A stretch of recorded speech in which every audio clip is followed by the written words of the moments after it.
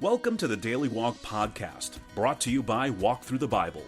The Daily Walk Podcast is a daily devotional that will guide you on a life-changing journey through the Bible in 1 year. Join us every day to hear the entire Bible in a year, alongside a daily devotional thought that will help bring God's Word alive for you. Today's Daily Walk Devotional comes from Numbers, chapters 17 through 20. As the grumbling generation marches through the wilderness outside the Promised Land, their discontent focuses on Moses and Aaron. Only a miraculous budding of Aaron's rod can convince the people that Aaron represents God's authority.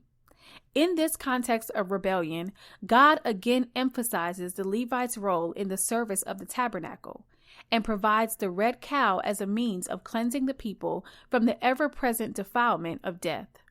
Eventually, Moses is affected by the nation's complaining attitude as well. In a moment of anger, he strikes the rock instead of speaking to it as God commanded, and so forfeits his privilege to set foot in the Promised Land. Now, let's listen to Numbers chapters 17 through 20. Numbers 17. The Lord said to Moses, "Speak to the Israelites, and get 12 staffs from them, one from the leader of each of their ancestral tribes. Write the name of each man on his staff. On the staff of Levi, write Aaron's name. For there must be one staff for the head of each ancestral tribe. Place them in the tent of meeting in front of the ark of the covenant law, where I meet with you. The staff belonging to the man I choose will sprout, and I will rid myself of this constant grumbling against you by the Israelites." So Moses spoke to the Israelites, and their leaders gave him 12 staffs, one for the leader of each of their ancestral tribes. And Aaron's staff was among them. Moses placed the staffs before the Lord in the tent of the covenant law. The next day Moses entered the tent and saw that Aaron's staff, which represented the tribe of Levi, had not only sprouted, but had budded, blossomed, and produced almonds. Then Moses brought out all the staffs from the Lord's presence to all the Israelites. They looked at them, and each of the leaders took his own staff. The Lord said to Moses, "Put back Aaron's staff in front of the ark of the covenant law, to be kept as a sign to the rebellious. This will put an end to their grumbling against me, so that they will not die." Moses did just as the Lord commanded him. The Israelites said to Moses, "We will die. We are lost. We are all lost. Anyone who even comes near the tabernacle of the Lord will die. Are we all going to die?" Numbers 18. The Lord said to Aaron, "You, your sons and your family, are to bear the responsibility for offenses connected with the sanctuary. And you and your sons alone are to bear the responsibility for offenses connected with the priesthood. Bring your fellow Levites from your ancestral tribe to join you and assist you when you and your sons minister before the tent of the covenant law. They are to be responsible to you and are to perform all the duties of the tent, but they must not go near the furnishings of the sanctuary or the altar. Otherwise both they and you will die. They are to join you and be responsible for the care of the tent of meeting, all the work at the tent, and no one else may come near where you are. You are to be responsible for the care of the sanctuary and the altar, so that my wrath will not fall on the Israelites again. I myself have selected your fellow Levites from among the Israelites as a gift to you, dedicated to the Lord to do the work at the tent of meeting. But only you and your sons may serve as priests in connection with everything at the altar and inside the curtain. I am giving you the service of the priesthood as a gift. Anyone else who comes near the sanctuary is to be put to death." Then the Lord said to Aaron, "I myself have put you in charge of the offerings presented to me. All the holy offerings the Israelites give me, I give to you and your sons as your portion, your perpetual share. You are to have the part of the most holy offerings that is kept from the fire. From all the gifts they bring me as most holy offerings, whether grain or sin or guilt offerings, that part belongs to you and your sons. Eat it as something most holy. Every male shall eat it. You must regard it as holy. This also is yours. Whatever is set aside from the gifts of all the wave offerings of the Israelites, I give this to you and your sons and daughters as your perpetual share. Everyone in your household who is ceremonially clean may eat it. I give you all the finest olive oil, and all the finest new wine and grain they give the Lord as the first fruits of their harvest. All the land's first fruits that they bring to the Lord will be yours. Everyone in your household who is ceremonially clean may eat it. Everything in Israel that is devoted to the Lord is yours. The first offspring of every womb, both human and animal, that is offered to the Lord is yours. But you must redeem every firstborn son and every firstborn male of unclean animals. When they are a month old, you must redeem them at the redemption price set at 5 shekels of silver, according to the sanctuary shekel, which weighs 20 gerahs. But you must not redeem the firstborn of a cow, a sheep, or a goat. They are holy. Splash their blood against the altar, and burn their fat as a food offering, an aroma pleasing to the Lord. Their meat is to be yours, just as the breast of the wave offering and the right thigh are yours. Whatever is set aside from the holy offerings the Israelites present to the Lord, I give to you and your sons and daughters as your perpetual share. It is an everlasting covenant of salt before the Lord for both you and your offspring. The Lord said to Aaron, You will have no inheritance in their land, nor will you have any share among them. I am your share and your inheritance among the Israelites. I give to the Levites all the tithes in Israel as their inheritance in return for the work they do while serving at the tent of meeting. From now on, the Israelites must not go near the tent of meeting, or they will bear the consequences of their sin and will die. It is the Levites who are to do the work at the tent of meeting and bear the responsibility for any offenses they commit against it. This is a lasting ordinance for the generations to come. They will receive no inheritance among the Israelites. Instead, I give to the Levites as their inheritance the tithes that the Israelites present as an offering to the Lord. That is why I said concerning them, they will have no inheritance among the Israelites. The Lord said to Moses, Speak to the Levites and say to them, When you receive from the Israelites the tithe I give you as your inheritance, you must present 1/10 of that tithe as the Lord's offering. Your offering will be reckoned to you as grain from the threshing floor or juice from the winepress.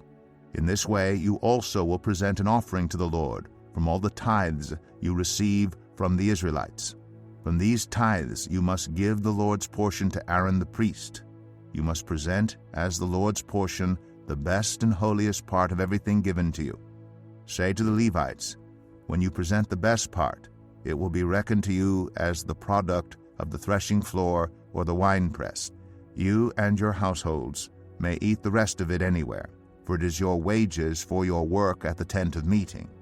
By presenting the best part of it, you will not be guilty in this matter. Then you will not defile the holy offerings of the Israelites, and you will not die. Numbers 19. The Lord said to Moses and Aaron, This is a requirement of the law that the Lord has commanded. Tell the Israelites to bring you a red heifer without defect or blemish, and that has never been under a yoke. Give it to Eleazar the priest. It is to be taken outside the camp and slaughtered in his presence. Then Eleazar the priest is to take some of its blood on his finger and sprinkle it 7 times toward the front of the tent of meeting. While he watches, the heifer is to be burned, its hide, flesh, blood, and intestines. The priest is to take some cedar wood, hyssop, and scarlet wool, and throw them onto the burning heifer. After that, the priest must wash his clothes and bathe himself with water. He may then come into the camp, but he will be ceremonially unclean till evening. The man who burns it must also wash his clothes and bathe with water, and he too will be unclean till evening. A man who is clean shall gather up the ashes of the heifer and put them in a ceremonially clean place outside the camp. They are to be kept by the Israelite community for use in the water of cleansing. It is for purification from sin. The man who gathers up the ashes of the heifer must also wash his clothes, and he too will be unclean till evening. This will be a lasting ordinance both for the Israelites and for the foreigners residing among them. Whoever touches a human corpse will be unclean for 7 days. They must purify themselves with the water on the 3rd day, and on the 7th day, then they will be clean. But if they do not purify themselves on the 3rd and 7th days, they will not be clean. If they fail to purify themselves after touching a human corpse, they defile the Lord's tabernacle. They must be cut off from Israel. Because the water of cleansing has not been sprinkled on them, they are unclean. Their uncleanness remains on them. This is the law that applies when a person dies in a tent. Anyone who enters the tent and anyone who is in it will be unclean for 7 days. And every open container without a lid fastened on it will be unclean. Anyone out in the open who touches someone who has been killed with a sword, or someone who has died a natural death, or anyone who touches a human bone or a grave, will be unclean for 7 days.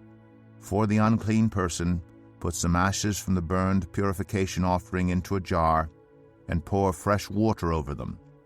Then a man who is ceremonially clean is to take some hyssop, dip it in the water, and sprinkle the tent and all the furnishings and the people who were there. He must also sprinkle anyone who has touched a human bone or a grave, or anyone who has been killed, or anyone who has died a natural death. The man who is clean is to sprinkle those who are unclean on the 3rd and 7th days, and on the 7th day he is to purify them. Those who are being cleansed must wash their clothes and bathe with water, and that evening they will be clean. But if those who are unclean do not purify themselves, they must be cut off from the community, because they have defiled the sanctuary of the Lord. The water of cleansing has not been sprinkled on them, and they are unclean. This is a lasting ordinance for them. The man who sprinkles the water of cleansing must also wash his clothes, and anyone who touches the water of cleansing will be unclean till evening. Anything that an unclean person touches becomes unclean, and anyone who touches it becomes unclean till evening. Numbers 20. In the 1st month, the whole Israelite community arrived at the desert of Zin, and they stayed at Kadesh. There Miriam died and was buried. Now there was no water for the community, and the people gathered in opposition to Moses and Aaron. They quarreled with Moses and said, "If only we had died when our brothers fell dead before the Lord. Why did you bring the Lord's community into this wilderness, that we and our livestock should die here? Why did you bring us up out of Egypt to this terrible place? It has no grain or figs, grapevines or pomegranates, and there's no water to drink." Moses and Aaron went from the assembly to the entrance to the tent of meeting and fell face down, and the glory of the Lord appeared to them. The Lord said to Moses, "Take the staff, and you and your brother Aaron gather the assembly together. Speak to that rock before their eyes, and it will pour out its water. You will bring water out of the rock for the community, so they and their livestock can drink." So Moses took the staff from the Lord's presence, just as he commanded him. He and Aaron gathered the assembly together in front of the rock, and Moses said to them, "Listen, you rebels, must we bring you water out of this rock?" Then Moses raised his arm and struck the rock twice with his staff. Water gushed out, and the community and their livestock drank.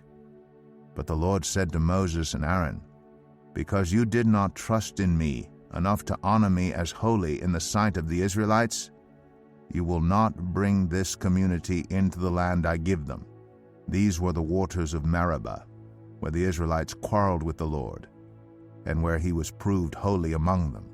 Moses sent messengers from Kadesh to the king of Edom, saying, "This is what your brother Israel says. You know about all the hardships that have come on us. Our ancestors went down into Egypt, and we lived there many years. The Egyptians mistreated us and our ancestors, but when we cried out to the Lord, he heard our cry and sent an angel and brought us out of Egypt. Now we are here at Kadesh, a town on the edge of your territory.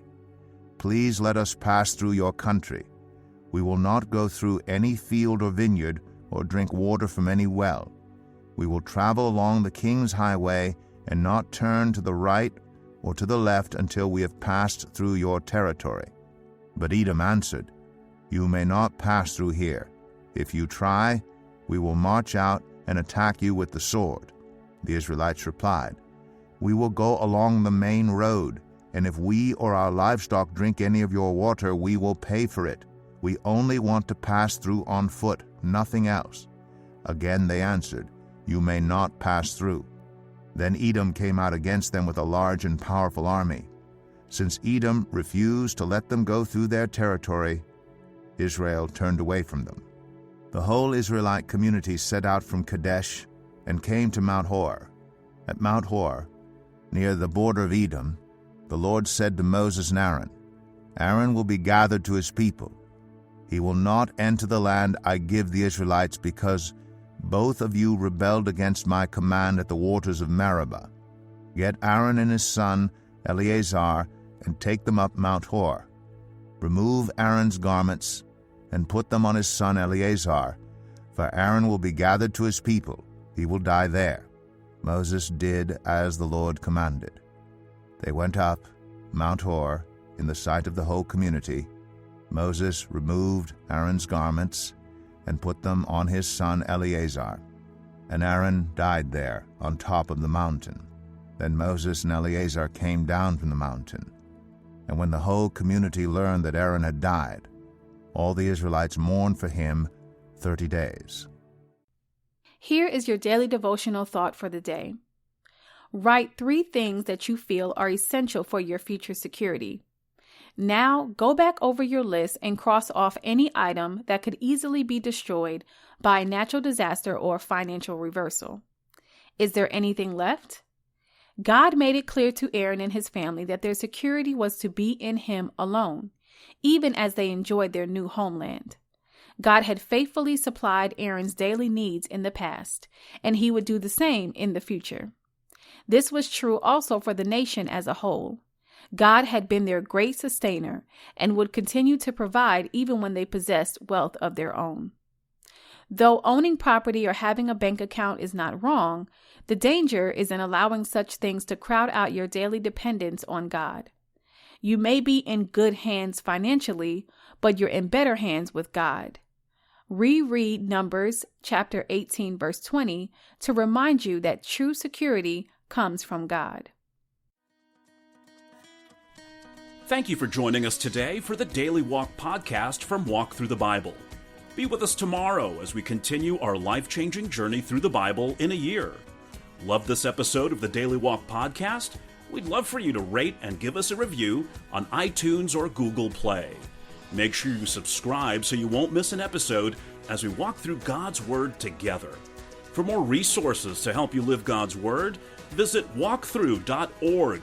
That's WALKTHRU.org. Walk through the Bible. Take a walk, change the world.